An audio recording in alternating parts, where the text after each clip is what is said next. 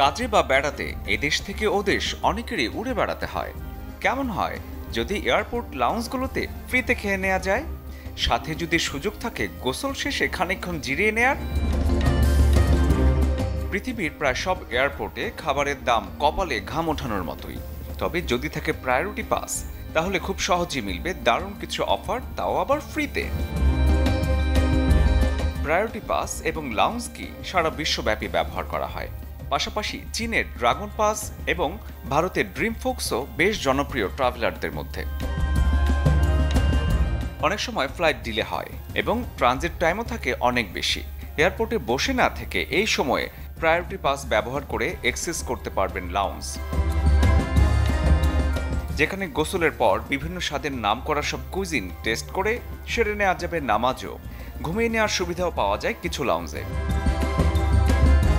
Ticket executive কিংবা business class যাই হোক, লাউঞ্জ অ্যাক্সেসের সাথে টিকিটের ক্লাসের কোনো সম্পর্ক নেই। এখন তাহলে কি করে পাওয়া যাবে লাউঞ্জ কি অথবা প্রায়োরিটি পাস? এর জন্য প্রয়োজন হবে ক্রেডিট কার্ডের।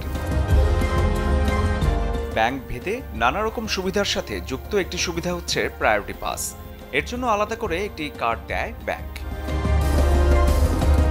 বাংলাদেশের প্রায় সবগুলো ব্যাংকের ক্রেডিট কার্ডেই এই সুবিধা পাওয়া যায়। তবে কষ্ট করে শুধু জেনে নিতে হবে প্রায়োরিটি পাস বা লাউঞ্জ কি এক্সেসে তারা কি চার্জ করবে নাকি ফ্রি। শরীফুল হক, চ্যানেল 24।